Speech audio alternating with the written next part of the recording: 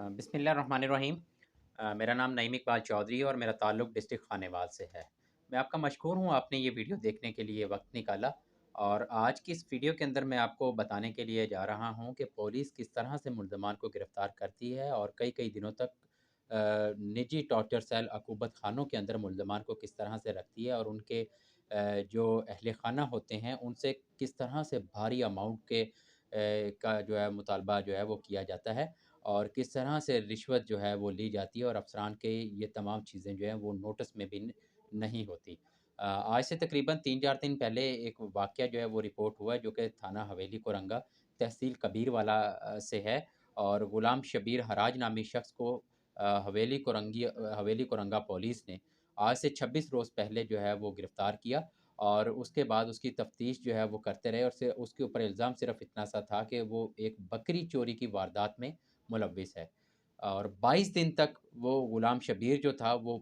थाना हवेली कोरंगा पुलिस की कस्टडी के अंदर रहा। और उनकी फ़ैमिली की जानिब से पुलिस के ऊपर ये इल्ज़ाम लगाया गया है कि पुलिस ने बदतरीन तशद्दुद किया है गुलाम शबीर के ऊपर। और हमसे जो है एक भारी अमाउंट जो है पुलिस माँगती रही। हम चूँकि गरीब लोग थे और बामुश्किल हम अपना गुज़र-बसर कर रहे हैं और हम इतनी भारी अमाउंट जो थी, वो पुलिस को नहीं दे सके। बिलाखिर जो है गुलाम शबीर जो है वो इंतकाल कर गए और पुलिस की हिरासत के अंदर जो है वो इंतकाल कर गए। और यहाँ पर आप अंदाज़ा कीजिए कि 22 दिन तक एक बकरी चोरी के वाक़ये की, यानी कि अगर किसी एफ़आईआर के अंदर इसको गिरफ़्तार किया और 22 दिनों तक उसको किसी अदालत में, किसी इलाका मजिस्ट्रेट के पास पेश नहीं किया गया, कोई रिमांड नहीं लिया गया और एसएचओ जो थे वो उनके आईओज़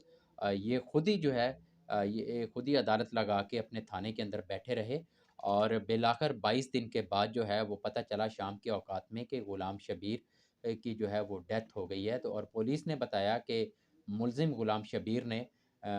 थाने के अंदर जो इनके जो हवालात हैं, उस हवालात के अंदर जाके वॉशरूम में जाके उसने जो है खुदकुशी की है और ज़ारबंद के साथ जो है लटक गया और इस तरह से खुदकुशी की गई है। जबकि बुर्सा का कहना है कि हमारे बंदे के ऊपर जो है पुलिस ने बेईमाना जो है वो तशद्दुद किया है। और यहाँ पर सवाल ये पैदा होता है कि अगर गुलाम शबीर ने खुदकुशी की है, तो थाने का जो संतरी था वो कहाँ था? ऊपर आईजी साहब ने इतने अमाउंट लगाकर सीसीटीवी कैमरे जो हैं वो लगाए हुए हैं। उन कैमरों से की मदद से जो है वो देखा जा सकता है कि गुलाम शबीर अगर वो वॉशरूम में जा रहा है और वहाँ पर अगर कोई हरकत कर रहा है, तो आईटी डिपार्टमेंट वाले वो लोग कहाँ पर गए हुए हैं? उनके ऊपर अभी तक कोई कार्रवाई नहीं और दीगर अमला भी मौजूद है, मुहर्रिर हैं, एसएचओ हैं और भी काफ़ी सारे लोग होते हैं थाने के अंदर और हवालात के अंदर जो हवालाती थे,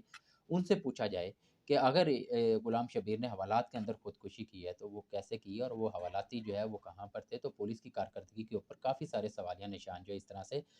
उठ रहे हैं। अब इस वाक़ये की एफ़आईआर जो है वो थाना हवेली कुरंगा के अंदर दर्ज तो हो चुकी है, लेकिन अभी तक मुल्ज़मान जो है वो गिरफ़्तार नहीं किए गए। अब यहाँ पर आप अंदाज़ा कीजिए कि हमारी पुलिस का म्यार देखें कि एक बकरी चोरी के मुल्ज़िम को 22 दिनों तक गैर कानूनी हिरासत में रखना और उसके ऊपर बेईमाना तशद्दुद करना। और ज़राए ये बता रहे हैं कि ये हवालात के अंदर इनको रखा ही नहीं जाता और निजी टॉर्चर सेलों के अंदर ले जाकर वहाँ पर इनको लटकाया जाता है, इनको मंजियाँ लगाई जाती हैं, वहाँ पर बेईमाना जो है तशद्दुद किया जाता है कि लफ्ज़ों में यहाँ पर बयान करना मुनासिब नहीं है। अब अगर ये बकरी चोरी की वारदात को ट्रेस करने के लिए हमारी पुलिस जो है वो 22-22 दिन लगाएगी, तो 302 का अगर कोई मुल्ज़िम जो है अगर पकड़ा जाता है, वो इकरार जुर्म नहीं करता और शक की बुनियाद पर उसको गिरफ़्तार किया जाता है, तो उसके लिए तो मेरे ख़्याल से 2 से 3 साल चाहिए होंगे पुलिस के लिए, उन मुल्ज़मान की तफ़्तीश को फ़ाइनल करने के लिए। अब तीसरी बात ये है कि पुलिस रूल के मुताबिक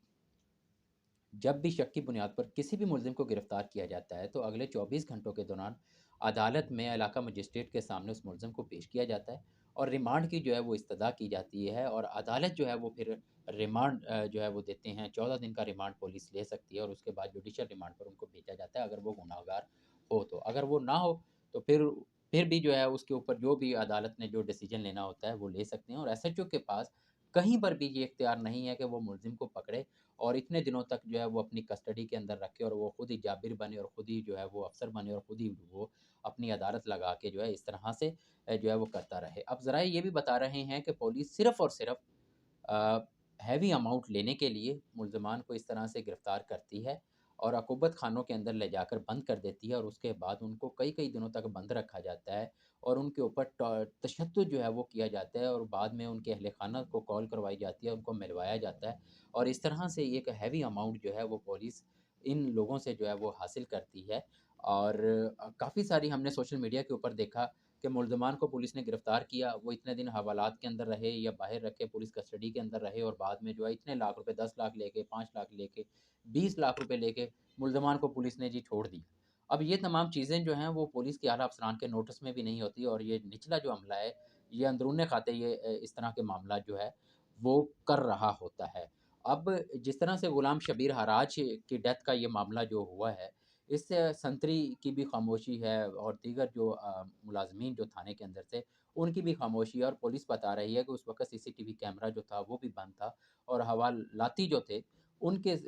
हवाले से भी जो है कोई बयान जो है वो पुलिस अफ़सरान की जानिब से नहीं बताया गया। तो इससे ये बात ज़ाहिर होती है कि गुलाम शब्बीर को अक़ूबत खाने के अंदर रख के, निजी टॉर्चर सेल के अंदर रख के उसके ऊपर जो है वो तशद्दुद किया गया और दौरान तशद्दुद जो है, गुलाम शब्बीर जो है उसकी मौत जो है वो वाक़या हुई और पुलिस ने बाद में आके इसको खुदकुशी का रंग देने की जो है वो कोशिश करते रहे हैं और इस हवाले से डीएचक्यू खानेवाल से के जो डॉक्टर साहिबान हैं, उनसे भी मैंने राब्ता किया और उनसे मैंने जानने की कोशिश की कि काज़ ऑफ डेथ जो है वो क्या है? तो अभी तक जो है मुफ़स्सिल रिपोर्ट जो है वो सामने नहीं आई और इसके ऊपर जो है मैं तफ़सीली बात नहीं कर सकता लेकिन मेरे ज़राए ने इस बात को कन्फ़र्म किया है कि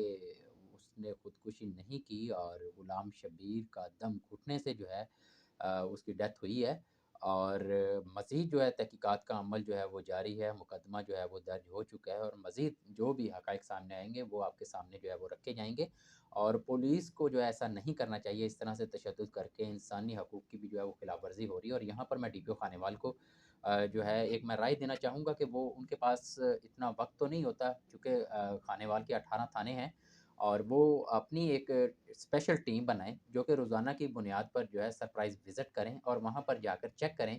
कि कौन से बेगुनाह अफ़राद हैं और कौन गुनहगार हैं और किन को नाजायज़ जो है हवालात के अंदर रखा हुआ है। और अगर टीम के ज़िम्मे डीपीओ साहब लगा दें, तो मैं समझता हूँ कि वो टीम अगर एहसन तरीके से जो है वो अपने फ़राइज़ सरअंजाम दे, तो अपने कमांडर को जो है वो मुफ़स्सल एक रिपोर्ट लाकर दे सकती है और उसके ऊपर अगर कोई बंदा नाजायज़ हवालात के अंदर है, तो मुकामी एसएचओ और मुहर्रिर, संतरी और दीगर जो लोग हैं, जो आईओ हैं जिन्होंने गिरफ़्तार करके हवालात के अंदर रखा होता है सिर्फ़ पैसों की लालच में,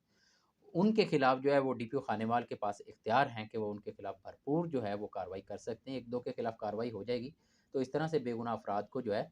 उनकी गिरफ़्तारी और उनको नाजायज़ तशद्दुद और ये तमाम चीज़ें जो है ये बंद हो सकती हैं क्योंकि इस वाक़ये की वजह से पुलिस का मोराल जो है वो काफ़ी ज़्यादा जो है वो डाउन हुआ है और लोग जो है वो काफ़ी ज़्यादा खौफ़ में मुब्तला हैं और इसी वजह से पुलिस को जो है लोग जो है वो कुछ अच्छा नहीं समझते। अफ़सरान जो हैं वो पुलिस का मयार जो है वो बेहतर बनाने की कोशिश करते हैं, लेकिन निचले जो मुलाज़मीन हैं, ये लोग जो है वो किए कराए को जो है वो सारे का सारा जो है वो मट्टी में मिला देते हैं क्योंकि एक गलती जो है वो बार-बार जो है वो मीडिया के ऊपर भी गर्दिश करती है, सोशल मीडिया के ऊपर भी आ जाती है और फिर लोग जो हैं वो भी बातें करते हैं और इस तरह से पुलिस के ऊपर जो है वो तनकीद